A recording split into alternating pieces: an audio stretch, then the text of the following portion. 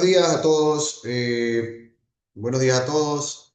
Estamos aquí en este nuevo Sembrando Ideas. Gracias a todos los que están aquí. Gracias por a nuestros expositores del día de hoy por aceptar ser parte de este Sembrando Ideas. Y como saben, la idea de esto es compartir un poco lo que estamos haciendo y que el resto de la comunidad politécnica conozca lo que estamos haciendo.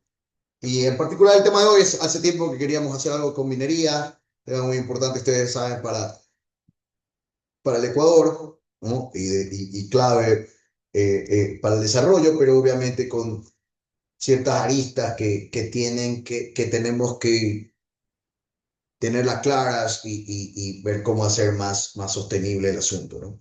Entonces, el tema de hoy se llama Sostenibilidad y Tratamiento de Fluentes de Proyectos Mineros. Tenemos de expositores aquí a los doctores, a la doctora Samantha Jiménez, al doctor Fernando Morante y a la doctora Priscila Valverde. No vamos a ir en ese orden, vamos a empezar, de hecho, el doctor Morante, Fernando. Eh, el, la presentación durará 40 minutos, luego tendremos preguntas del público a los panelistas, pero importante siempre las preguntas, por favor, háganlas en el chat y luego de eso yo las iré leyendo al final y los panelistas podrán por responder y luego cerramos, ¿no? Las opiniones vertidas en este conversatorio son de exclusiva responsabilidad de quienes las emiten y no representan necesariamente el pensamiento de la SPOL. Por favor, salvo el presentador, micrófonos apagados y, como les recuerdo, las preguntas por chat, ¿no? Bueno, vamos a tener la presencia del doctor Fernando Morante. Obtuvo su doctorado en Ciencias Geológicas, especialidad en Minas, Medio Ambiente y Geolitas Naturales en la Universidad Politécnica de Madrid, España, y ha sido profesor titular de la SPOL por más de 25 años. Es coordinador de investigación del CIPAT, Centro de Investigación y Proyectos Aplicados a las Ciencias de la Tierra de la SPOL. Cuenta con más de 100 publicaciones, cuatro de ellas ediciones y autoría de libros. Laboró 8 años como geólogo de exploraciones en empresas mineras extranjeras. Tenemos a la doctora Samantha Jiménez Oyola, posee un doctorado en maestría de investigación, modelización y análisis de riesgo en medio ambiente por la Universidad Politécnica de Madrid también, de España. Es profesora titular de la carrera de Minas, de SPOL. Cuenta con 14 años de experiencia en docencia universitaria y actualmente dirige 2 proyectos de investigación enfocados a la gestión de los residuos mineros y en la evaluación del riesgo en áreas mineras. Ha participado como gestor en más de una decena de proyectos nacionales e internacionales relacionados con la evaluación y gestión de riesgo en áreas mineras. Y tenemos a la doctora Priscila Valverde Armas. Ella es doctora de Ingeniería Química y de Procesos por la Universidad de Strathclyde en el Reino Unido, y Ingeniería Química por la SPOL, Strathclyde en Escocia, ¿no?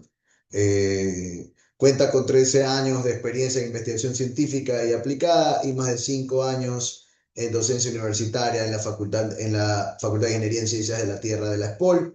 Ha liderado, colaborado en varios proyectos de investigación orientados al tratamiento de frentes industriales mineros, procesos de desalinización y recuperación de recursos. Bueno, esto es para el final. Eh, ah, Vieron medio. No tenía nada que decir. Bueno, vamos ahora a empezar nuestras presentaciones. Vamos a empezar con el doctor, con Fernando Morante. Fernando, adelante, por favor. Eh, creo que no estás como coanfitrión. Espera, hace convertir. Sí, ya está. Ya, ahora sí ya debes poder presentar. Hola, muy buenos días con todos. Gracias por la invitación al Decanato de Investigación. Un saludo especial pues también a las colegas panelistas. Y pues si me permiten voy a compartir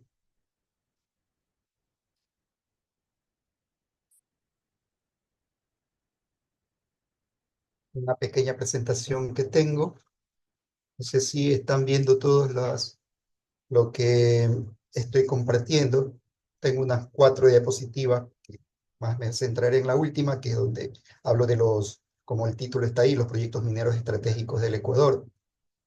Si me puede decir Ángel o alguien que esté ahí, si puede, si está. Sí, se está proyectando, doctor. Ya, muchísimas gracias. Bien, vamos a ver un pequeño preámbulo porque esto de los yacimientos del Ecuador, pues hay que decir de dónde salieron, de dónde vinieron, ¿no? Entonces, el Ecuador pertenece al anillo de fuego del Pacífico, como ustedes ven en esa figura, pues es una zona altamente tectónica, donde se lo llama así, pues por la gran cantidad de actividad volcánica y sísmica que existe en esa zona, pues sí, nosotros estamos inmersos ahí. Eh, y esto es lo que está ocurriendo aquí frente a nuestras costas en nuestro país, ¿no? Para hacer una pequeña explicación. La dorsal oceánica, la dorsal del Pacífico, que estaría aquí por la mitad más o menos del Océano Pacífico, de ahí hay unas grietas, esas son las dorsales, donde constantemente está saliendo lava. Al llegar al agua de mar, que está muy fría, pues se consolida la lava que sigue saliendo por aquí, empuja a esta placa tectónica, que es una placa oceánica. Esta es la llamada placa de Nazca, que seguramente ustedes la habrán escuchado. Esa placa de Nazca pues se mueve hacia el este y hacia el oeste se mueve. Esta es la parte de Asia. Vamos a hablar solamente de lo que ocurre acá en nuestro territorio. Y aquí tenemos la placa continental, que es donde nosotros estamos asentados, que es una placa que se mueve en sentido opuesto a la placa de Nazca. O sea, es un choque de placas.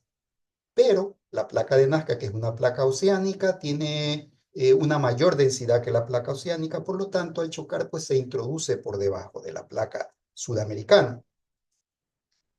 Esto hace justamente que se produzcan los sismos, porque, en primer lugar, los sismos, ¿no? Porque aquí a veces las placas se quedan enganchadas, pero estas de acá siguen empujando.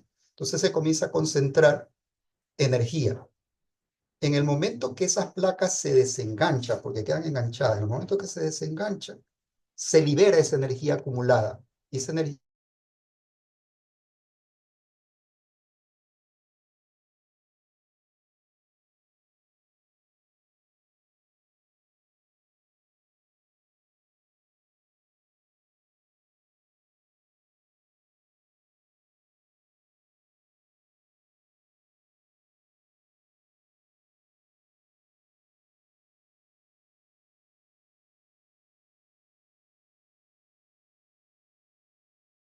en esta fusión.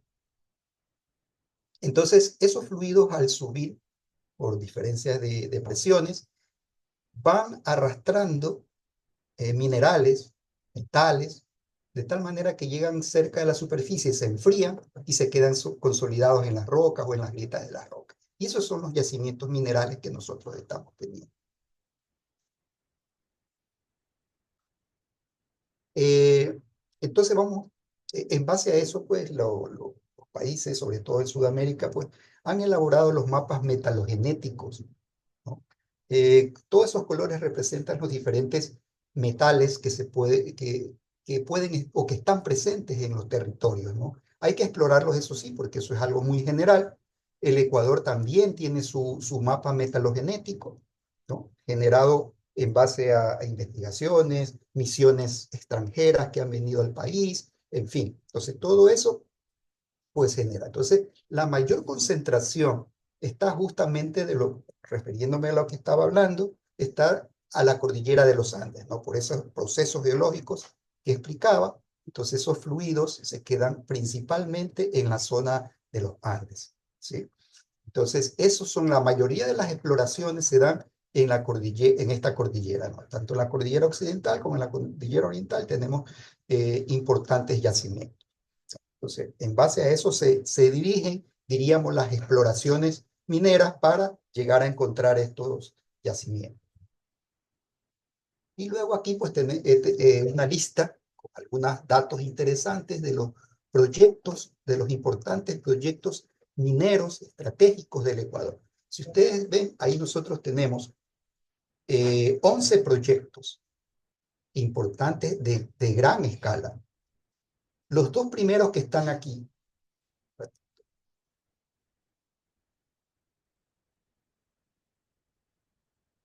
los dos primeros que están aquí en verde son proyectos que ya están en producción. Uno de ellos es Fruta del Norte, que es un proyecto de oro, oro, cobre, oro, plata principalmente, que ya está en producción. A partir del 2019 entró en producción, llevado por la empresa Lundin Gold canadiense. Las inversiones en este tipo de proyectos son muy altas, más en el caso de Lundin Gold ha invertido más de $1.000 millones. Son varios años de trayectoria, varios años de exploraciones. Esto lógicamente le representa al país unos ingresos importantes, como dice aquí, pago de más de 100 millones de regalías iniciales y aproximadamente 30 millones al año en regalías, ¿no? Aparte de otros impuestos, la recaudación del IVA, en fin, o sea, los impuestos a la renta, todo eso, y aparte de las regalías, pues son importantes ingresos para el país. Otro es el proyecto Mirador, que lo lleva la compañía Ecuacorrientes S.A., que es China. Asimismo, principalmente es un yacimiento de cobre, pero vienen añadidos oro y plata, como ustedes ven aquí. Asimismo, pues ha tenido una inversión de más de $2.000 millones y luego pues le representa $90 millones al año en impuestos que ellos tienen que pagar, que le representa para el Ecuador. Ya, esos son los que ya están en operación, pero hay otros que ya están a punto de entrar a operación, que son proyectos largos, grandes, perdón, muy grandes. Son estos cuatro que están aquí: Loma Larga, Cascabel, Uripamba y La Plata, ¿no? Que están sus ubicaciones. Y como ustedes ven, o sea, estos de aquí ya están pronto para empezar la producción, ¿no? Loma Larga 2028, Cascabel 2028 y así, otro 2026. Este tenía previsto para el 2024, pero todavía no empieza por algún motivo, algún retraso, el de La Plata. Entonces, si ustedes ven, las cantidades son grandes de inversiones y de ingresos que representan para el país. Principalmente, si ustedes ven las empresas que están aquí trabajando, son empresas canadienses, chinas, australianas. Este es un proyecto importantísimo, Cascabel. Dicen que es uno de los proyectos más grandes de Sudamérica, de cobre. Entonces, principalmente cobre. Viene añadido también algo de oro y plata, ¿no? Han hecho una inversión grande también, porque es un yacimiento muy grande, de 4.500 millones de dólares de inversiones, lo cual una vez que entre en producción, pues le va a representar una gran cantidad de ingresos al país. Y por último, tenemos estos 5 proyectos que están, como ustedes, como ven aquí, en exploración avanzada. ¿Qué quiere decir esto? Que ya incluso han hecho ya perforaciones, que es como decir una de las últimas etapas de las exploraciones. Han hecho perforaciones, han determinado, ya han revisado los testigos de perforación, han hecho los análisis y ya están haciendo lo que se llama ya el cubicaje, o sea, qué cantidad de mineral tienen que remover, cuánto van a sacar, o sea, la parte económica, y están en esa parte, ¿no? Entonces, seguramente ya en la parte de prefactibilidad y factibilidad, y ya en algunos años, finales de esta década o a comienzos de la otra década, pues más o menos estarían ya entrando en producción. Entonces, como ustedes ven, empresa china, canadiense, y esta es una dinámica de empresas estatal y privadas, que es el proyecto Telimbela, que también se ve que va a ser un yacimiento de cobre, oro, plata y molibdeno, que es también un proyecto que ve que tiene mucho futuro. Bien, yo no sé si, creo que eran 10 minutos la presentación, yo no sé si estoy en el tiempo, me pasé un poquito, pero ya con las preguntas, ustedes por favor me las hacen y podemos seguir conversando. Muchas gracias, Fernando. Eh, Jocelyn, ¿me avisa por favor quién continuaría? La doctora Samantha. Ok, Samantha, por favor. Adelante Hola, buenos días. A ver, listo.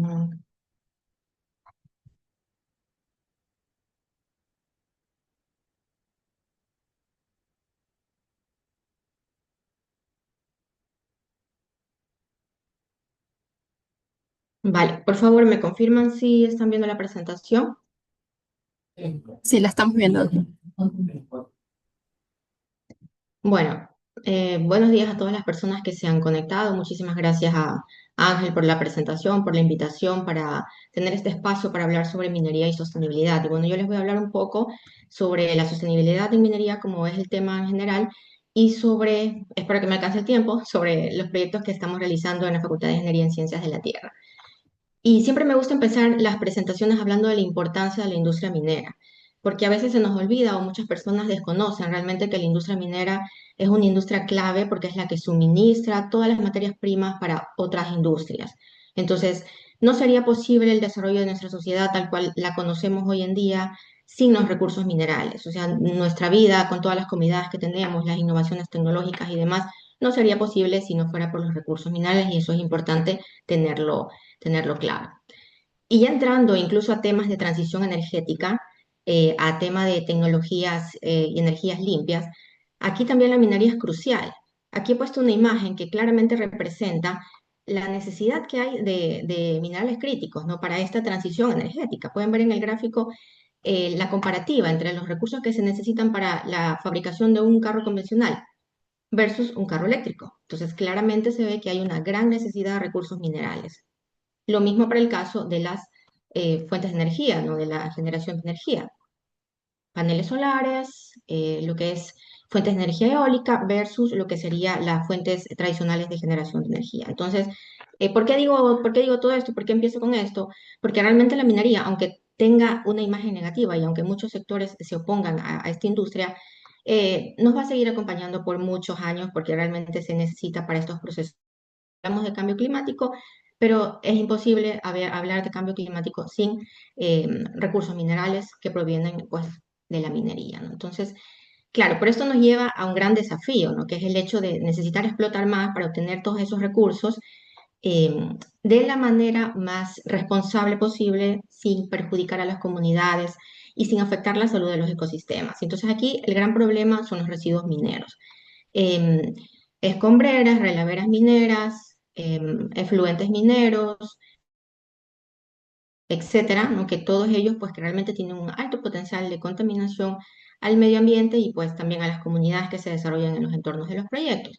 Y aquí es donde intervienen las herramientas como la evaluación ambiental y la evaluación de riesgos, que son las que nos permiten conocer qué es lo que está sucediendo en un entorno minero, ¿no? Cuál es la calidad del suelo, cuál es la calidad del agua, cómo puede verse afectada por el desarrollo de un proyecto minero, qué puedo hacer al respecto para minimizar los posibles impactos, ¿no? Entonces, estas herramientas son claves, fundamentales para una minería sostenible. Todos sabemos que la minería sostenible se basa en tres pilares, ¿no? Lo que es la minería en sí con un desarrollo económico, pero luego también está el tema social, ¿no?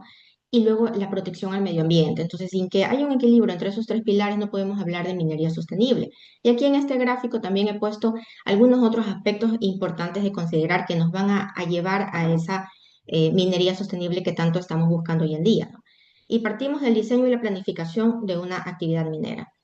Desde ese momento inicial, cuando nosotros pensamos en ya un proyecto minero como tal, incluso en las etapas de exploración, nosotros ya tenemos que prever, ¿no? Y diseñar y planificar de manera amigable con el medio ambiente. Entonces, aplicando tecnologías limpias, minimizando todo el uso de recursos, por ejemplo, tema de economía circular, ya desde este punto lo tenemos que ir contemplando, ¿no? La gestión ambiental efectiva.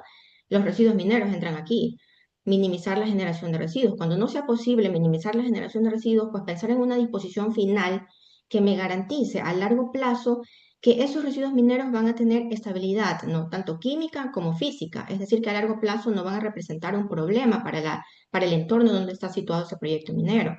Responsabilidad social, temas de gestión económica y eficiente de recursos, básico cumplimiento de la normativa y transparencia.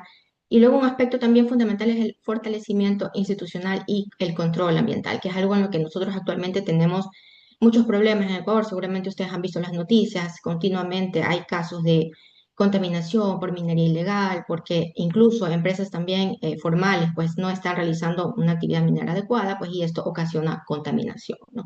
Liberación de elementos potencialmente tóxicos a distintas matrices ambientales y pues finalmente un riesgo ecológico y para las personas. Y luego aquí también entra la investigación y la innovación.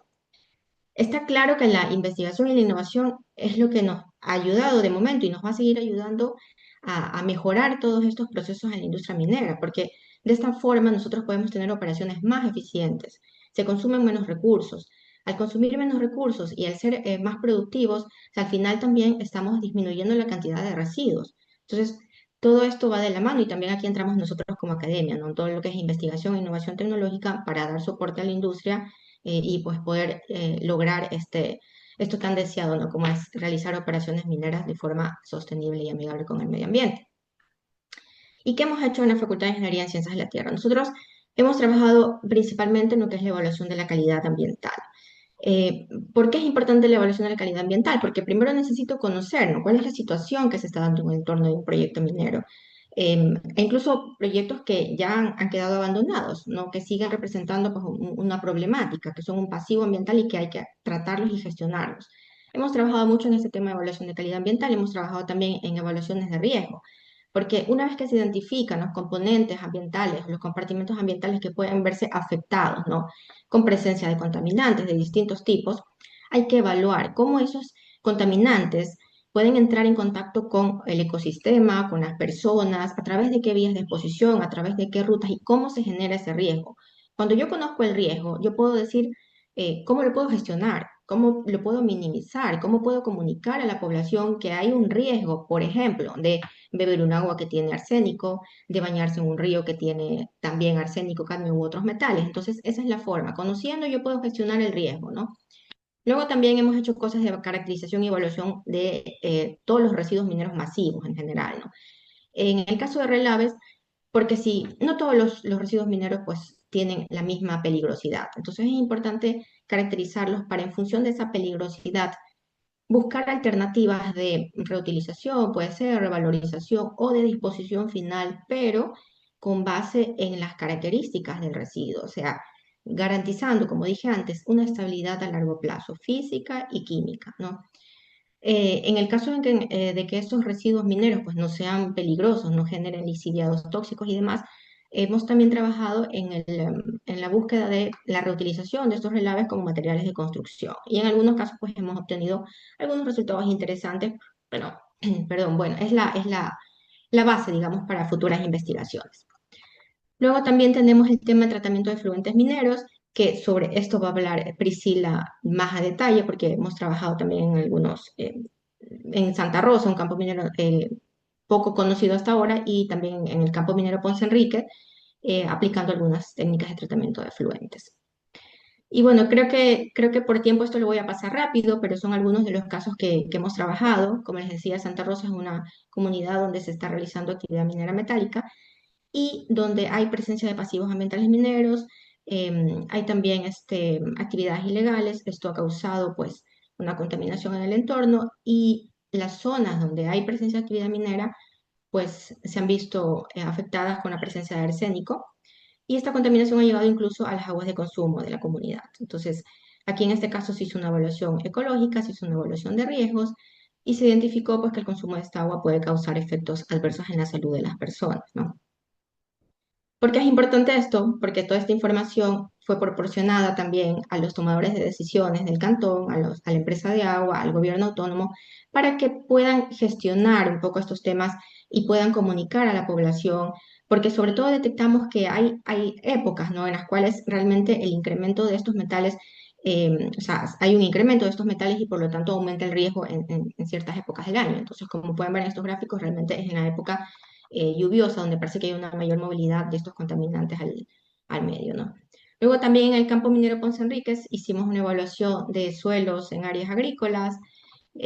Aquí también se analizó alimentos y se determinó pues, que hay una alta presencia de cadmio, también de arsénico en algunos de los productos que se consumen localmente, lo cual también representa pues, un riesgo para las personas que están consumiendo estos productos. Entonces es importante conocer esta situación para informar y tomar acciones, ¿no? Entonces, en este caso también a futuro pues se estaban implementando algunas acciones, ¿no? Como se identificó que el suelo presentaba pues mucho contenido de metales pesados, pues hacer la siembra en otros suelos, no en los que probablemente pues tienen esa carga propia, ¿no? De contaminación, que puede ser también producto también del agua que se utiliza para el riego, que tiene ya una alta carga también de metales, ¿no? Tema de residuos mineros, en este caso relaves, abandonados en la zona de Saruma Portobelo, que como se ve en el gráfico de barras, pues 7 de las 8 releveras mineras presentan una alta, muy alta potencial de contaminación. Entonces, evidentemente esto también nos sirve para poder priorizar, ¿no? ¿Cuál es la relavera que de pronto genera un mayor potencial de contaminación, que está cerca a algún recurso hídrico o que está cerca a alguna zona habitada? Entonces, realmente esto sirve para priorizar y ver cuál tendría que ser atendida de manera inmediata, ¿no? Em, ¿Qué más tenemos? Aquí el tema de la utilización de relaves mineros para la industria de la construcción. Aquí pues se hizo algunos ensayos en laboratorio con mezclas, ¿no? Con distintos porcentajes de relaves en la construcción de bloques de hormigón. Luego se los sometió a ensayos mecánicos de resistencia, de tracción, de absorción. Y bueno, los resultados en el tema ambiental fueron favorables porque a estos bloques se les hizo pruebas de lixiviación y no se encontró lixiviados contaminantes, ¿no? Entonces, es decir, que no van a liberar sustancias contaminantes si se los utiliza en alguna obra, ¿no? El problema con estos bloques fue que de momento pues, no cumplen la normativa para, por ejemplo, el tema de resistencia a la compresión, por muy poco. Pero bueno, es una buena base para seguir investigando y trabajando en este tema, ¿no? Y ya como para cerrar, porque creo que ya me pasó un poco de tiempo, la pregunta siempre es si se puede hacer minería que sea compatible con el medio ambiente y con las comunidades. Y definitivamente la pregunta es que sí se puede, pero para esto hace falta una visión de sostenibilidad, ¿no? Y un compromiso por parte de las empresas y bueno, también un apoyo del Estado en temas de control, ¿no? En territorio. Y aquí he querido cerrar con una imagen de lo que es una mina, una antigua mina de carbón a cielo abierto en España que pasó de producir carbón a ser actualmente una zona de cultivo de olivos, en donde actualmente se extrae aceite de oliva virgen extra. Entonces, claramente es una forma de darle un uso futuro al suelo donde hubo una actividad minera y que ahora está completamente integrada, ¿no? Al sector productivo y que pues, genera incluso beneficios económicos para una actividad como esta. Así que bueno, es posible, pero siempre y cuando pues se trabaje de manera socialmente amigable con el medio ambiente, con las comunidades y sobre todo también ayudándose mucho de las innovaciones tecnológicas. Muchas gracias. Muchas gracias, Samantha. Por favor, Priscila, adelante. Doctora Valverde. Sí. Hola, buenos días, ¿me escuchan? Por favor. Sí, sí, le escuchamos, doctor. Bueno, bueno, primeramente, buenas tardes, mi nombre es Priscila Valverde. Quiero agradecer al doctor Ángel Ramírez y a todo su excelente equipo de trabajo del Decanato de Investigación por haberme invitado a esta edición del Sembrando Ideas, en donde estamos tratando sobre la sostenibilidad de proyectos mineros y tratamiento de efluentes de proyectos mineros. El día de hoy les voy a compartir el tema tratamiento a escala piloto de efluentes de cianuración de oro mediante la tecnología de ósmosis inversa. Es importante mencionar que este proyecto lo lideramos en conjunto con el doctor Leonardo Gutiérrez, investigador de la Universidad de Gante en Bélgica. Como contexto, en el año 2024 se generaron exportaciones por 3.075 millones de dólares por la actividad de exportación minera constituyendo a la minería como el cuarto rubro de exportación a nivel nacional. También es importante mencionar que la recaudación tributaria y las regalías del sector minero ascendieron a 1.000 millones de dólares. Y aquí es importante que guardemos en nuestra memoria dos palabras, estabilidad y diversificación económica para nuestro país. En el contexto de Ecuador, en el tema del uso del agua, aquí podemos observar que el 81% del agua se utiliza para agricultura, forestación, pesca, el 13% para servicios como tratamiento de agua, consumo de agua doméstico, etcétera, y el 6% lo utiliza la industria. Y de este 6%, el 1% es utilizado por las actividades mineras. Ahora, para entender cómo se extrae el oro, se lo extrae por el método de cianuración. Y podemos entender este método por medio de la ecuación de Elsner. ¿Qué nos dice Elsner? Que el oro que se encuentra en minerales o en vetas de cuarzo reacciona con el cianuro en un medio acuoso que tiene oxígeno y forma un complejo dicianuro de oro. Y este dicianuro de oro es estable y por medio de procesos subsecuentes puede ser finalmente convertido en oro como tal. ¿Cuál es el problema de la cianuración? Que no solamente el oro tiene esta afinidad por el cianuro, sino también otros metales, como por ejemplo en los minerales podemos también tener arsénico, como podemos ver aquí la arsenopirita, también tiene afinidad por el cianuro, formando lo que es un ácido arsénico, ¿ya?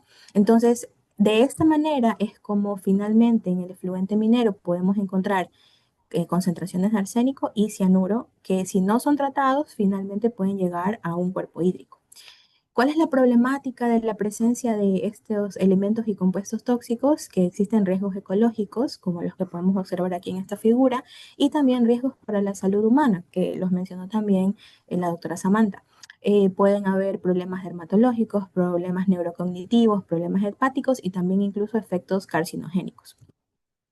Donde realizamos el estudio del cual les voy a hablar es en el área de Azuay, en la provincia de Azuay, en el cantón Camilo de Ponce Enríquez, donde se encuentra ubicada esta empresa minera de pequeña minería, la cual nos dio apertura para poder realizar la investigación.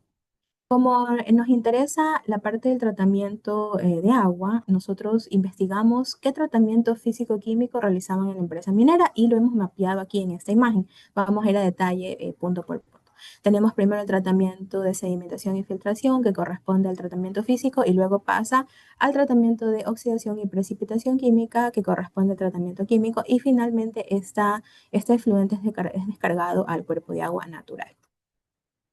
Bien. Entonces, el objetivo de este proyecto es tratar el efluente minero para remover elementos o compuestos potencialmente tóxicos, específicamente el cianuro y el arsénico, y de esta manera garantizar el cumplimiento de la normativa mineroambiental. Y contribuimos a los objetivos de desarrollo sostenible número 6, agua limpia y saneamiento, y número 12, producción y consumo responsables. ¿Qué metodología o cómo desarrollamos este proyecto? Primero, realizamos lo que es la simulación en software para poder dimensionar qué capacidad debe tener la bomba de ósmosis inversa mediante un software llamado WAVE. Aquí ingresamos todos los datos del efluente minero y este programa nos va a dar la presión que debe generar la bomba para el efluente que se va a alimentar a la planta de tratamiento. Luego construimos la planta de tratamiento y como pueden observar, la experimentación en campo constó de llevar esta planta de tratamiento piloto a la empresa minera para que pueda funcionar. De ahí como podemos observar aquí en esta fotografía. También realizamos análisis, el monitoreo de cada uno de estos tratamientos, tanto físico como químico, para conocer cómo estaba funcionando el proceso que realizaba la empresa minera. Monitoreamos conductividad eléctrica, pH, temperatura, metales, arsénico, cianuro y recolectamos alrededor de 50 muestras. El análisis del laboratorio consistió en determinar iones mayoritarios por medio de métodos espectroscópicos, por medio de espectroscopía y también por medio de volumetría. Y realizamos el análisis de arsénico y cianuro en el laboratorio acreditado del Ecuador. Y finalmente, pues la interpretación de resultados, que es lo que vamos a discutir a continuación. Como resultados del tratamiento físico que realiza la empresa minera, entonces tenemos que aquí tenemos el efluente de cianuración de oro, el cual pasa a piscinas de sedimentación y también pasa por torres de carbón activado. Entonces la pregunta es, ¿qué también está funcionando este proceso? Para eso, para eso monitoreamos lo que es el TOC, el Total Organic Carbon o carbono orgánico total. Y lo que podemos aquí observar en este gráfico, fíjense aquí estamos realizando el monitoreo en 5 semanas de monitoreo y podemos ver que en la piscina 1 el TOC corresponde a los cuadrados y esta concentración de TOC fue disminuyendo hasta llegar a la piscina número 3 que corresponde a los triángulos. Las concentraciones iniciales en la piscina 1 de TOC variaron entre 5.5 y 8.2 miligramos por litro y en la última piscina se redujeron en un rango de 0.8 hasta 2.2 miligramos por litro, constituyendo una reducción del TOC del 79%. De este 79% existe una fracción de aproximadamente el 25% que se dio por sedimentación, eso lo monitoreamos en campo, y el porcentaje restante, que es un 54%, lo atribuimos a la disminución de TOC en las torres de carbón activado. Básicamente, la materia orgánica se absorbe con D, es un proceso físico, en el carbón activado y se queda retenido ahí y de esta manera pues es eliminado del efluente, eliminado del agua. Ahora también nosotros monitoreamos lo que se conoce como el carbono, el TIC, que es el Total Inorganic Carbon o el carbono inorgánico total. Como podemos observar en la piscina número 1, que corresponde a los cuadrados, esta sería la concentración inicial con respecto al tiempo, y para el TIC en la piscina número 3 de sedimentación, fíjese, ese carbono inorgánico total aumentó. Entonces, la hipótesis que nosotros tuvimos es que aumenta debido a que la materia orgánica que se está consumiendo en las torres de carbón activado pudo haber reaccionado con una biopelícula y estos microorganismos, al reaccionar con la materia orgánica, pues se produce CO2 y ese CO2 disuelto en el agua, pues contribuye a lo que es el carbono inorgánico total, aumentando su concentración. Y eso fue lo que observamos en campo. Ahora, ¿qué pasa con respecto al tratamiento químico? Bueno, una conclusión que olvidé aquí. Fíjense, ese 79% de remoción de carbono orgánico total quiere decir que el tratamiento físico que está realizando la empresa minera sí está funcionando. Ahora, con respecto al tratamiento químico, la empresa minera realiza lo que es la oxidación. Ya para esto genera lo que es ozono in situ y también añade metabisulfito de sodio. Este metabisulfito de sodio es para romper los enlaces cianometálicos, es decir, los enlaces que ha formado el cianuro con los metales presentes en el efluente. Y después pasa a otra piscina llamada de neutralización, donde la empresa minera añade óxido de calcio para equilibrar lo que es el pH. Ahora veamos cómo son los resultados. Estos datos de aquí que hemos monitoreado así mismo con respecto al tiempo corresponden a hierro, zinc, manganeso y cobre y es el efluente de entrada, es decir, el efluente que viene del proceso físico, del proceso de tratamiento físico. Como podemos observar, la mayoría de estos elementos como el hierro y el zinc se mantiene constante con respecto al tiempo. La concentración de cobre es baja, está por debajo del 1 miligramo por litro, que es lo que permite la normativa. Y bueno, lo que no cumple con la normativa es el manganeso, ya que supera la concentración de 0,2 miligramos por litro. Ahora veamos qué sucede en la piscina de oxidación, donde se añade el ozono y el metabisulfito de sodio. Fíjense, el manganeso se mantiene todavía alto, la concentración de manganeso, pero el cobre, la concentración de cobre empieza a aumentar. Esto se puede deber a que aumenta la solubilidad de cobre en el agua debido a que nosotros monitoreamos el pH y estaba en un rango entre 2 y 3,8. Entonces, en rangos de pH ácido, la solubilidad del cobre aumenta en el agua y por lo tanto esto se ve reflejado en un aumento de su concentración. Veamos qué sucede en la piscina de neutralización. Entonces, una vez que se añade el óxido de calcio, fíjense, las concentraciones de los metales se mantienen alrededor o por debajo de 0,3 miligramos por litro. Y finalmente en las piscinas de sedimentación, pues están por debajo de los 0,3 miligramos por litro. Esto quiere decir que el tratamiento químico que está realizando la empresa para remover estos metales también está funcionando. Ahora, ¿qué sucede con el cianuro y el arsénico? ¿Ya? Entonces, el mismo tratamiento químico es para remover estos elementos y compuestos, pero fíjese, aquí he puesto la ecuación en donde se ve cómo sucede la oxidación, en este caso del cianuro, en presencia del ozono, formando cianato, ¿ya? Este compuesto que está aquí, porque el cianato es más fácil ya continuar oxidándolo y convertirlo en nitritos que son ya componen iones pues menos dañinos para el agua, ¿no? Ahora, ¿qué sucedió? ¿Funcionó o no? Entonces, fijémonos, aquí vemos las concentraciones de cianuro y de arsénico que varían entre 110 hasta 1620 para cianuro y para arsénico desde 0,16 hasta 0,34 miligramos por litro. Entonces, la normativa lo que permite es máximo 0,1 miligramo por litro. Entonces, no está funcionando el tratamiento químico para estos dos compuestos, ¿cierto? Ahora, ¿por qué sucede eso? Porque, como les había dicho, en la piscina de oxidación, el pH que nosotros medimos era un pH ácido de 2 a 3,8 y fíjense que el pH para que funcione este proceso tiene que ser básico, tiene que ser mayor o igual a 9. Entonces, si tenemos un pH ácido en esta piscina, incluso se pueden estar formando otros compuestos de cianuro, como el ácido cianhídrico, que es aún más tóxico que el cianuro libre. Ahora, ustedes se preguntarán, bueno, ¿por qué aquí estamos poniendo cianuro total y arsénico total? Es porque el cianuro total, el cianuro tiene varias especies y lo mejor que podemos hacer es sumarlo, ¿verdad? Y la normativa también nos reporta lo que es el cianuro total y de esa manera compararlo con la normativa. Lo mismo con el arsénico, ya que tiene diferentes especies. Ahora, por esto nosotros lo que estamos proponiendo es, como el tratamiento físico funciona, el tratamiento químico funciona para ciertos metales, pues ahora incorporar lo que es un sistema de osmosis inversa, ¿verdad? Para poder remover lo que es el cianuro y el arsénico. Ahora, ¿qué? Ustedes se preguntarán qué son las membranas de osmosis inversa. Son materiales poliméricos semipermeables. Esto quiere decir que permiten el paso del agua, son hidrofóbicas, le gusta el agua a estas membranas, pero no permite el paso de otros solutos que están disueltos en el agua, como por ejemplo los metales, sales, etcétera. Y bueno, aquí tengo una corta animación en donde podemos ver cómo funciona la osmosis inversa, ¿ya? Podemos ver que en este caso tenemos el efluente representado por este volumen y unas esferas. Estas esferas representan a los solutos o los contaminantes y aquí en la mitad, aquí tenemos lo que es la membrana semipermeable o la membrana de osmosis inversa.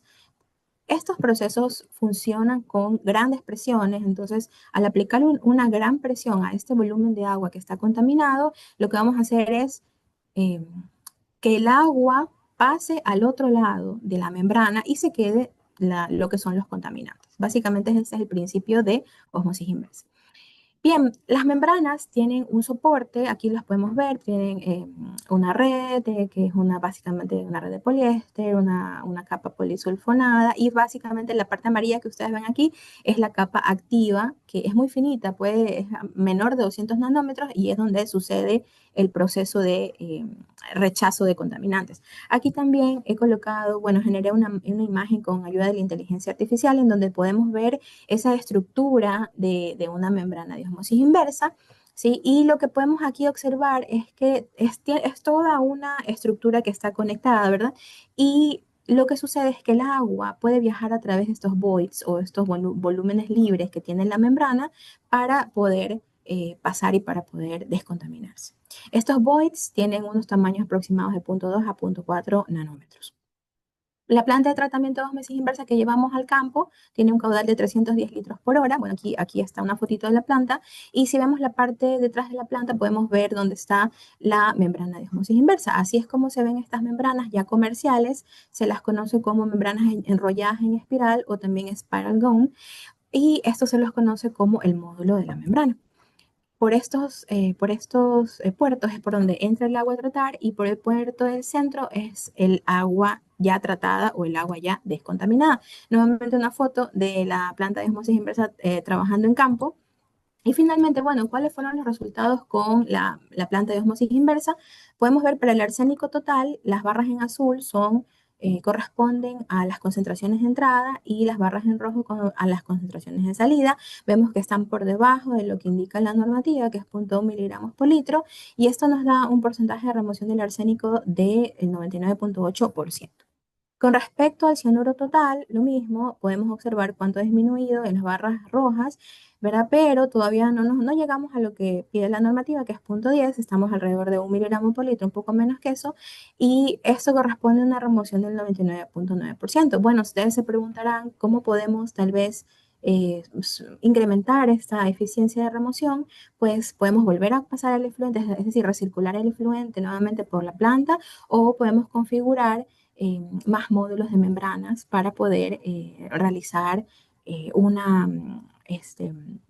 para poder pasar el efluente de manera en serie, ¿no?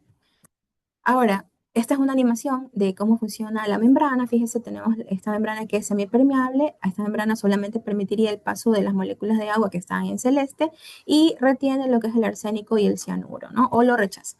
Ahora, ¿cómo se rechaza? Fíjense, la esfera roja corresponde al contaminante y la esfera azul a la molécula de agua. Entonces vamos a ver una animación en donde el contaminante, fíjense, es rechazado, mientras el agua lo que sucede es que se difunde por el mecanismo de solución-difusión a través de la membrana. Entonces, nuevamente, el contaminante es rechazado, el agua pasa por procesos de difusión a la membrana y es descontaminada. Bueno, les voy a dejar en el chat el paper que publicamos con respecto a este trabajo para que si están interesados puedan leer un poco más. Y finalmente, pues agradecer a todo mi grupo de trabajo, liderado, como les había comentado, por el doctor Leonardo Gutiérrez, la doctora Pablo Romero, la doctora Samantha Jiménez y bueno, todos los ingenieros que al momento participan o participaron dentro del proyecto. Todos los chicos que ustedes pueden ver aquí en esta fotografía han publicado como primeros autores y si todavía no sale la publicación, pues está en cola de publicarse. Y bueno, contarles que en el 2024 recibió nuestro proyecto un reconocimiento por medio de CEDIA en la categoría de sostenibilidad. Fuimos elegidos como los ganadores en el concurso nacional de proyectos de I+D+I. Muchas gracias.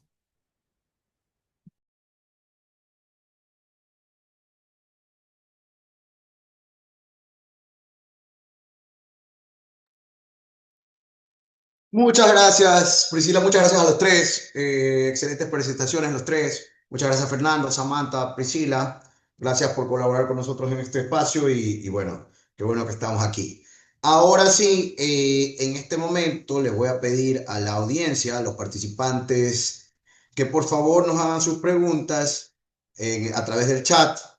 Puede ser a cualquiera de los tres y y bueno, yo las iré leyendo poco a poco, ¿no? O sea, a medida que vayan apareciendo o por favor adelante en el chat.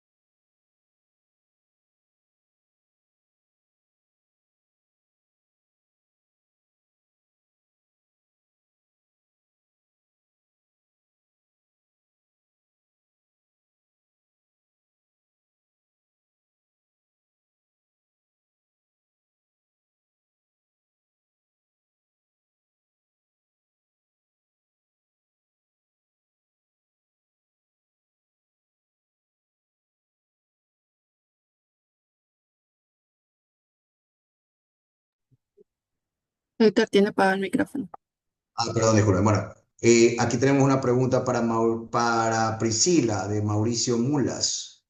¿Esta tipología de plantas se podría proponer también para el tratamiento de agua en las ciudades? Hola, buenas tardes.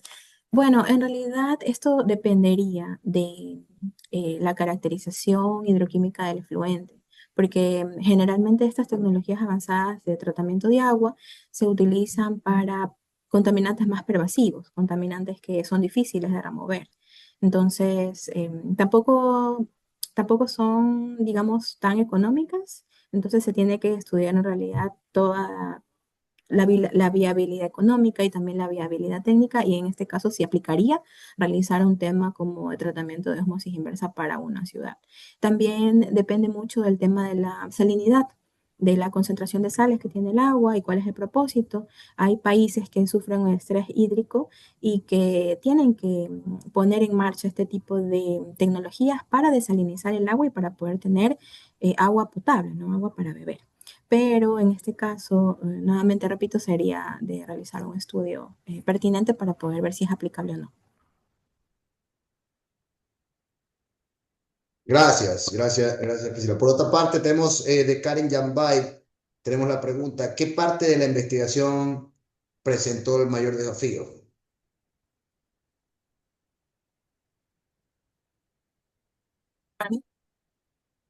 Entiendo que es para ti mismo, Priscila, porque está a continuación de la de Mauricio y sí.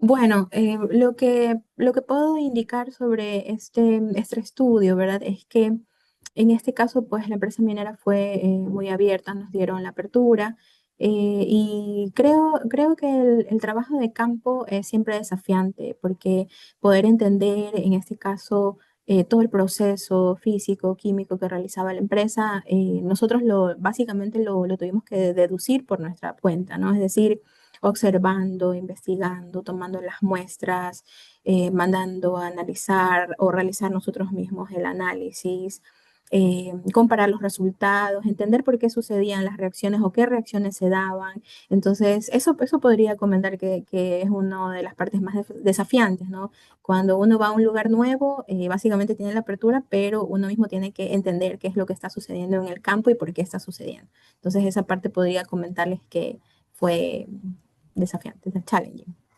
Gracias, Priscila. Y ahora tenemos una pregunta de Mauricio para Fernando. ¿Cómo ve el desarrollo de proyectos a partir de la nueva tasa minera impuesta por el Estado? Ok, ¿sí me escuchan? Sí, Sí. Bien.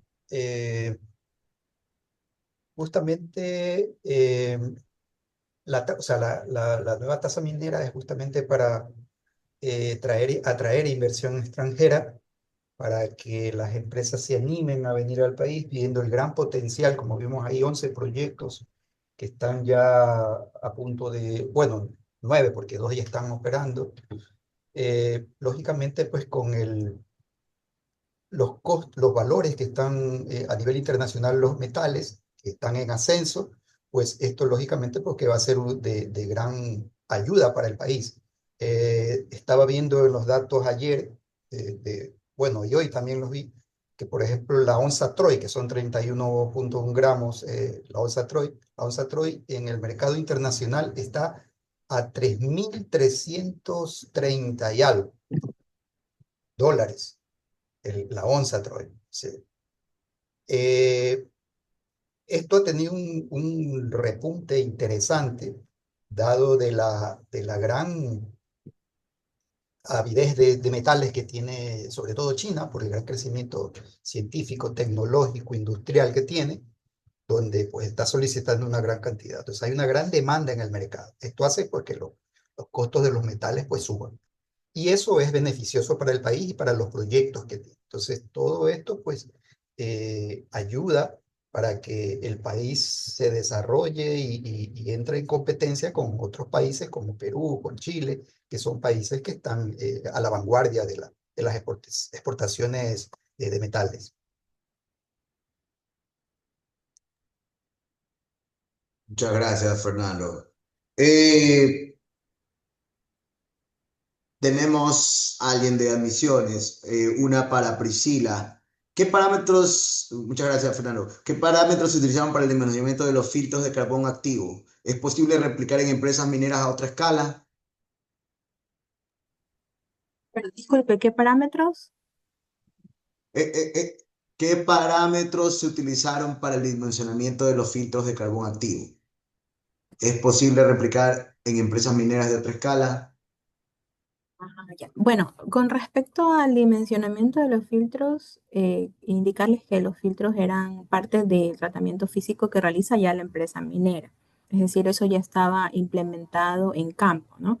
Ahora, si se refiere al tema del dimensionamiento de la planta de ósmosis inversa, básicamente se necesita conocer toda la composición hidroquímica del efluente, se necesita conocer la turbidez, se necesita conocer la cantidad de también carbono orgánico total, la temperatura en la cual se realiza el proceso y básicamente el dimensionamiento consiste en obtener lo que es una presión necesaria y que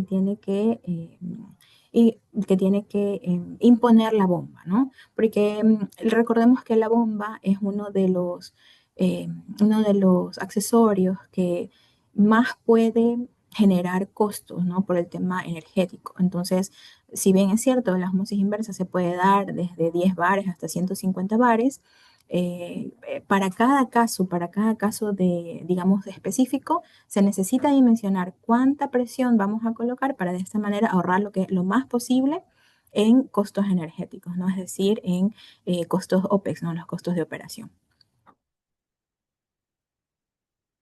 Ah, ya, y si se puede replicar en otras empresas mineras, sí, por supuesto.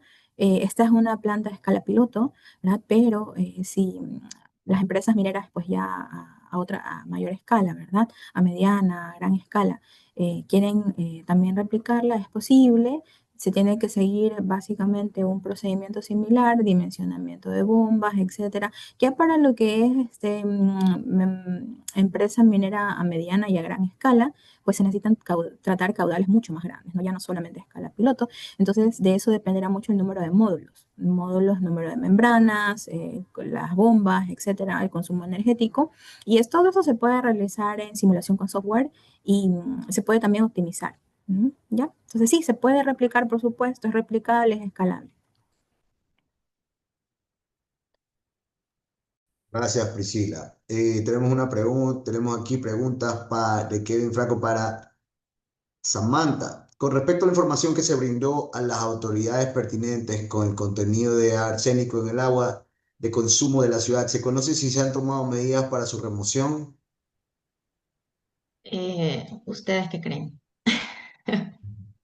Pues la verdad es que tuvimos varias reuniones con las autoridades, la empresa pública del agua, y se mostraron preocupados, aceptaron la información, pero yo me di cuenta que intentaron por todos los medios que igual la información no salga mucho a la luz.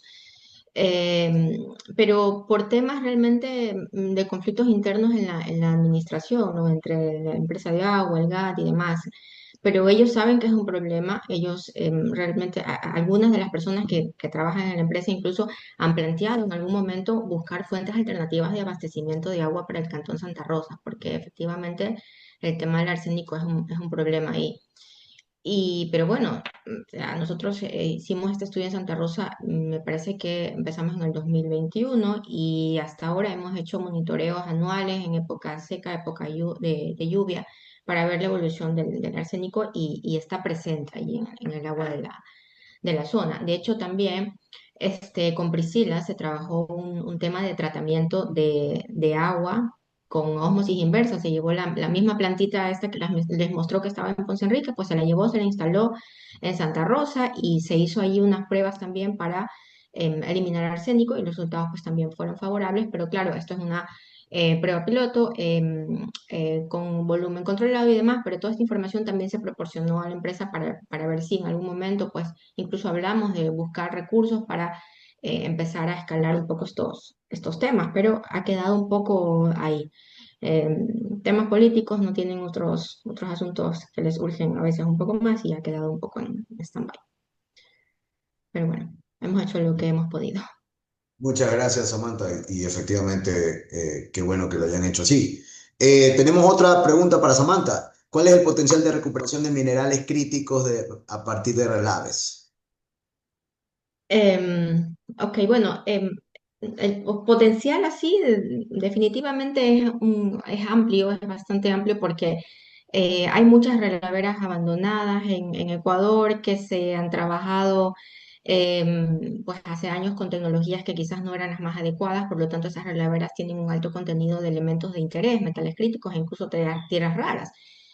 No hemos cuantificado en sí, ¿no? Por ejemplo, en volumen en recursos ya ese tipo de potencial, pero evidentemente hay, si nosotros incluso hemos evaluado en sedimentos de río, en zonas aledañas, áreas mineras, y hemos encontrado altos contenidos de tierras raras también. Entonces, si están los sedimentos que proceden igual o que tienen contenidos elementos que se movilizan de las zonas de relaves o de las zonas de actividad minera, pues evidentemente en las relaveras también existe esa presencia de estos elementos de interés. Y de hecho nosotros estamos ahora mismo planteando un proyecto para empezar a evaluar, ¿no? Algunas relaveras mineras y caracterizar ese potencial, ¿no?, de recuperación de los minerales críticos de estas zonas, ¿no? Primero caracterizarlos y poder cuantificar qué recursos hay, y luego de eso hacer pruebas de recuperación para ver realmente la viabilidad técnica ya de estos procesos, ¿no? Pero potencial definitivamente hay, ¿no? De poder recuperar y extraer minerales de estos depósitos de residuos. Y también conectado a lo que les hablaba antes, ¿no?, al inicio de esta demanda que hay de minerales críticos para temas de transición energética. Por ejemplo, ya países desarrollados pues están viendo esta necesidad, ¿no?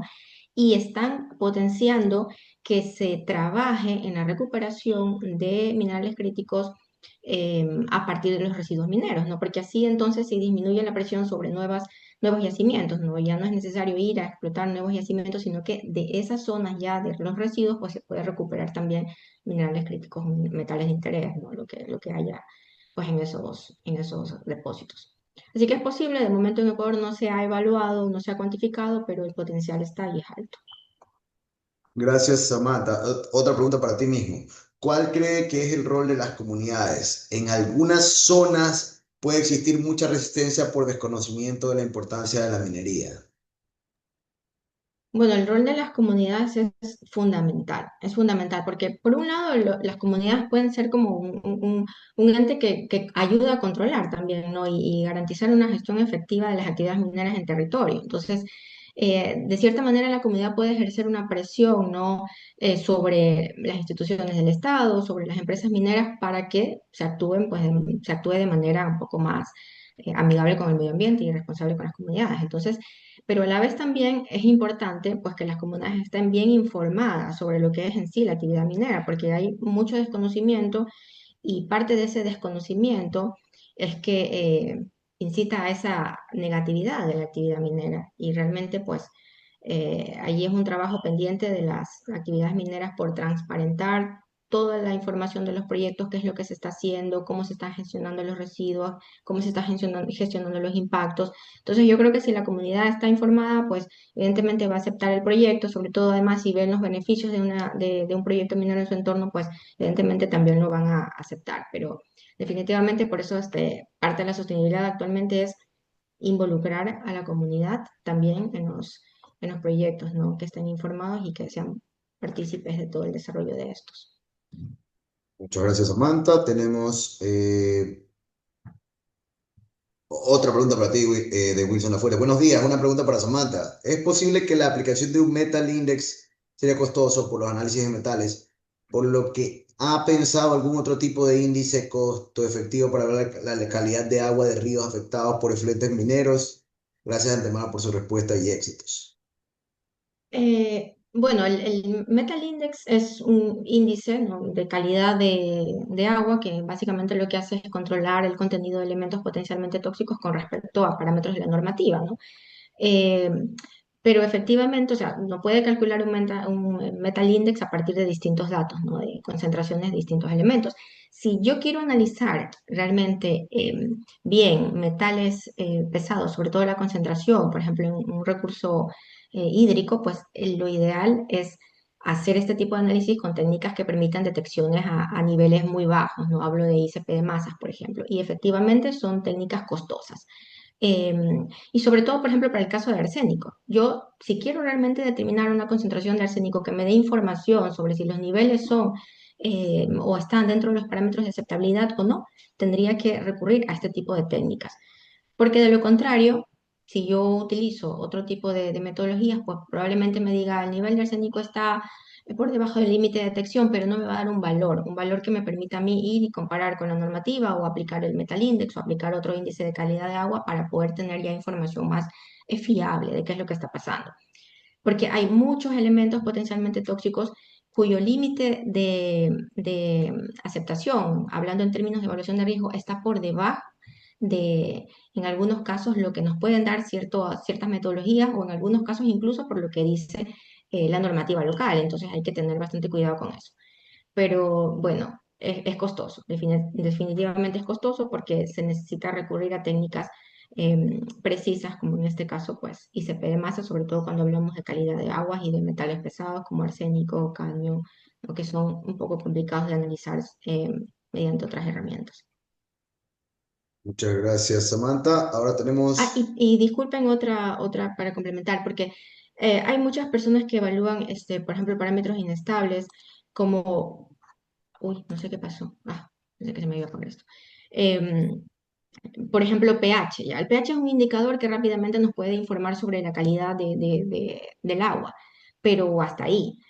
Yo puedo tener un pH de 7 y puedo tener arsénico. Entonces, hay que también realmente hacer los análisis pertinentes según lo que yo estoy buscando en un entorno dado, ¿no? Si yo sé que hay probablemente presencia de arsénico por la propia geología o mineralización de la zona, pues sé que tengo que recurrir a técnicas que pues, son costosas y que si en ciertos casos resultan o nos limitan un poco el alcance de los proyectos.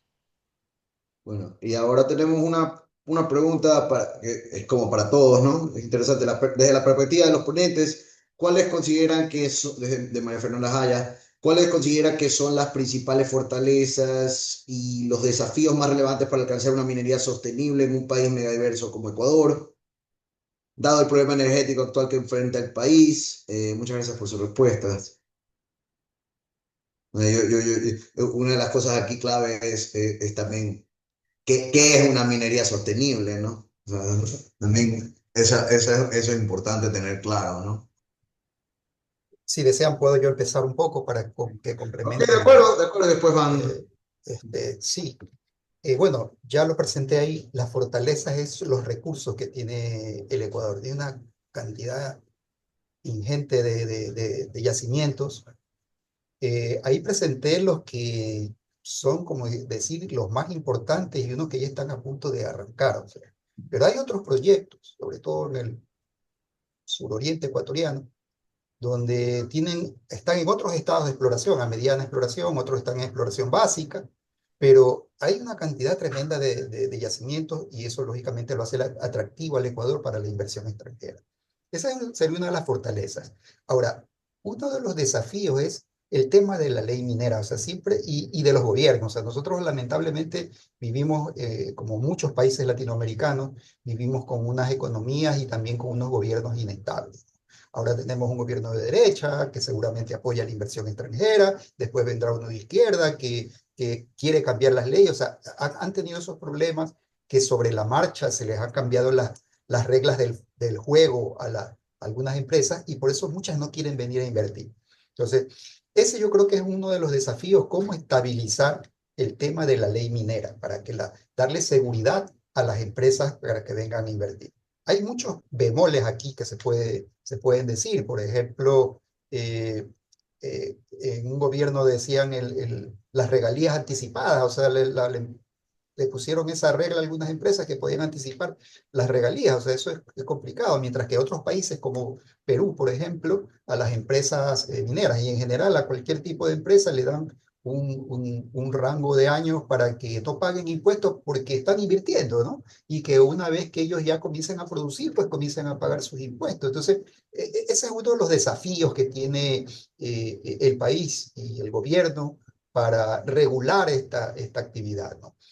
Y en cuanto a que es megadiverso el país, sí, o sea, ahí lo pueden complementar las colegas, porque sí, en realidad tenemos que cuidar los recursos, tenemos que cuidar el agua, pero hay metodologías, como presentó muy bien la doctora Priscila, no es la única, pero hay varias metodologías de tratamiento de efluentes que justamente para que no cause un impacto tremendo la minería. Que de que causa impacto, va a causar impacto, pero hay que minimizar esos impactos, ¿no? Porque detrás de eso pues son ingresos para el país, o sea, más o menos como el petróleo. Nosotros tenemos el petróleo y hay que explotarlo, porque si no, ¿de dónde obtenemos los recursos? Es un recurso que tenemos, ¿no?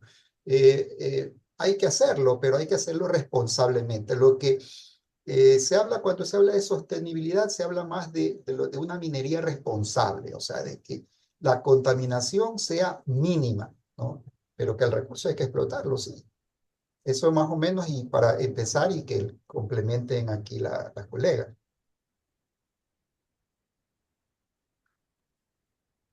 Bueno, puedo Sí, sí, continuar por yo favor. respondiendo al tema. Eh, bueno, temas de sostenibilidad. Recordemos los tres pilares fundamentales para hablar de minería sostenible. no solamente preocuparnos por beneficios económicos, que es lo que se ha hecho tradicionalmente, ¿no? La empresa minera buscaba simplemente obtener ingresos y luego le daba igual la afectación ambiental o a las comunidades y así se realizó por muchos años y por eso es que hay pues todas las secuelas de contaminación de los que todos conocemos. Entonces, eso pues ya no es así. Ahora tiene que haber, además de un beneficio económico para que obviamente pueda desarrollarse un proyecto, tiene que haber desarrollo social en la comunidad, en el entorno donde se ejecuta el proyecto y además tiene que haber respeto ambiental. Entonces, esos tres pilares son los que tienen que existir en equilibrio para hablar de una minería sostenible. Y claro, efectivamente la pregunta que pone María Fernanda, Ecuador es un país diverso y ya no solamente en términos ecológicos, ¿no? Sino también sociales. Y eso también, pues, en el tema del desarrollo de proyectos mineros, de cierta manera dificulta, ¿no? El llegar todos a un consenso para poder desarrollar proyectos y que todos estemos contentos, ¿no? Entonces, hay ciertas limitaciones, por ejemplo, porque claro, la ubicación de los proyectos mineros, pues, en algunos casos están situados en comunidades que no aceptan realmente el desarrollo de los proyectos o en comunidades muy vulnerables, ¿no? Por términos de temas ambientales. Pero también a la vez tenemos algunos casos que demuestran que es posible desarrollar minería sostenible. Por ejemplo, el caso de Lundin Gold, y ustedes pueden buscar en Google, poner el informe de sostenibilidad de Lundin Gold y creo que está disponible en 2023.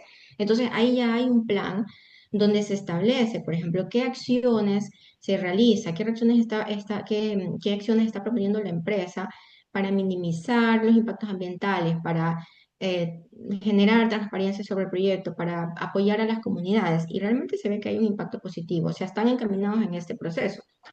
Ahora, como país, ¿qué problemas tenemos? Voy a empezar por fortaleza. Yo diría que el marco regulatorio no está mal, realmente hay un marco regulatorio bien, en teoría, bien. O sea, tenemos que Ecuador tiene a la naturaleza como sujeto de derecho, eso es bastante, o sea, que hay una protección escrita muy bien, digamos, importante para la naturaleza. Pero ¿cuál es el problema? Que está escrita, ¿no? Que está la normativa, están los instrumentos legales, está todo, ¿no? En leyes, en marco jurídico. Pero luego ya la aplicación es la que lamentablemente no se da. Entonces, ¿de qué nos sirve tener ley de minería, reglamento ambiental, código orgánico, que la contaminación minera sea un delito, que la gente puede ir a la cárcel, si luego al final en la práctica realmente no se cumple? O sea, los entes de control ahí tienen un gran problema. Primero, no tienen personal capacitado, no tienen recursos tampoco. Entonces, son pocas personas que tienen que encargarse de controlar minería ilegal en tantas provincias, o sea, no se abastecen. Los mineros ilegales tienen más recursos para poder operar, para poder moverse, para poder realmente actuar. Entonces, esa es la gran debilidad, o sea, el gran desafío al que debemos combatir. Y bueno, también cuando afortunadamente ya nuevamente pues está abierto el catastro minero para otorgar concesiones y eso de cierta manera también ayudaría a que inversiones extranjeras o empresas nacionales o internacionales, pero ya serias con otra visión de sostenibilidad, implementen proyectos en territorio. Y entonces, ya cuando viene una empresa bien constituida, con otra visión, ¿no? Ya con otra tecnología y desarrolla un proyecto, eso va limitando o va, digamos, bloqueando las áreas para que entonces de esta manera ya no haya tanto espacio libre para que vengan los mineros ilegales y operen, ¿no? Entonces, hay muchas cosas que hacer, lamentablemente, pues estamos en proceso, pero yo creo que hay buenas iniciativas y sobre todo tenemos muchos recursos, como comentaba el doctor Morante, y hay que aprovechar esos recursos y hay que aprovechar también el marco regulatorio, pero hay que actuar en territorio y eso ya es un tema de los entes de control que ahí están todavía un poco flojos al respecto, ¿no? Eso básicamente. Gracias, Samantha. Priscila, ¿tú quisieras agregar algo a esta? Pues sí, creo que mis colegas han ya cubierto casi todo el espectro de este tema de las fortalezas y las debilidades, pero algo que podría acotar es que nosotros actualmente en Ecuador exportamos, como les mencioné, 3.000 millones de dólares y para este año estamos proyectados a exportar hasta el 2026 a alrededor de 6.000 millones de dólares. Entonces esa es una de nuestras fortalezas debido a que existen diferentes proyectos de exploración que pueden resultar ya en lo que es la explotación, ¿verdad? Entonces, ahora con respecto al tema de los desafíos, creo que es un ciclo, ¿no? En este caso de que la empresa, la comunidad y la universidad también trabajen en conjunto, ¿no? En este caso que la empresa que quiera desarrollar el proyecto, pues realice todo el estudio previo de implantación del proyecto como tal, ¿no? Así como se realiza, por ejemplo, en lo que es la Unión Europea. Si un proyecto no tiene todos los análisis de riesgos, las mitigaciones, los impactos ambientales antes, durante y después de un proyecto, entonces el proyecto no es aprobado y no corre, ¿no? Entonces, con respecto a eso, creo que sería importante que en el país se dé, pero también, como dice, me mencionó mi colega, la doctora Samantha, el problema es el control, ¿no? El que verdaderamente se cumpla lo que está escrito. ¿Ya? Y bueno, también mencionar que a nivel de Europa existen algunas zonas protegidas, ¿no? Especialmente en Finlandia, en el norte de Finlandia, hay un proyecto de explotación de oro que está en una reserva natural, ¿no? Y es uno de los proyectos más exitosos a nivel de Finlandia, ¿verdad? ¿Por qué? Porque justamente existe una gestión ambiental rigurosa por parte de las autoridades, por parte del gobierno, y porque utilizan tecnología eficiente, ¿no? Tanto para la extracción de los recursos como para el procesamiento, para la mitigación de las relaveras y de los desechos que se producen como tal del proceso, ¿no? Ya que toda actividad económica genera eh, residuos, ¿verdad? Y bueno, y finalmente que exista pues esta supervisión gubernamental. Muchas gracias, Priscila. Por lo que veo, esa fue la última pregunta. Quiero, en primer lugar, qué tema tan interesante y en general esto del balance, ¿no? Cuando pensamos a veces en el desarrollo y lo vemos desde la perspectiva únicamente económica. Y en verdad son, como lo han mencionado, efectivamente son recursos que son valiosos y lógicamente un país como Ecuador que necesita desarrollarse en algunos aspectos, pues definitivamente eh, todos comprendemos, bueno, los que comprendemos un poco esto, pues comprendemos que tenemos que de alguna forma aprovechar estos recursos, ¿no? Usualmente para usarlos en cada mes de desarrollo, sin embargo, tiene que hacérselo sustentablemente. Como alguien ya mencionó aquí, definitivamente, y estoy completamente de acuerdo con ellos, toda actividad humana va a tener impactos, ¿no? Tenemos que encontrar formas de minimizarlo y hacerlo sostenible, que no, que cabe recalcar, ¿no? Yo también lo puse como pregunta mía en un momento, no necesariamente, o sea, cuando algo es sostenible, o sea, una cosa es que minimicemos el daño, pero no necesariamente tenemos medidas claras de cuándo algo es sostenible y cuándo no, ¿no? Entonces, sin embargo, son cosas que no creo que vayamos a poder, o sea, que definitivamente tenemos que hacer y claro, lo importante en este momento es tratar de hacerlo de la manera de menor impacto tanto social como ambiental, ¿no? Y también, lógicamente, una de las cosas importantes, sobre todo cuando se habla de comunidades, creo que es que, si bien estas son cuestiones del país, sí es importante que se le devuelva a las comunidades cercanas algo que realmente les ayude, ¿no? De una u otra manera, ¿no? También, o sea, las medidas de compensación para esas comunidades creo que deben ser bien diseñadas, ¿no? En todo caso, de mi lado, muchas gracias nuevamente a los panelistas, Samantha, Fernando, Priscila, gracias.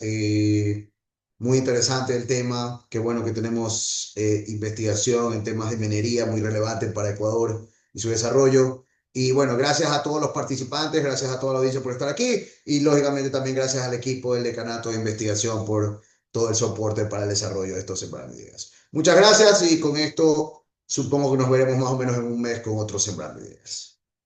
Hasta luego. Muchas Un gracias. gusto, que pasen bien. Gusto. Chao. Pasen bien. Hasta luego. Chao.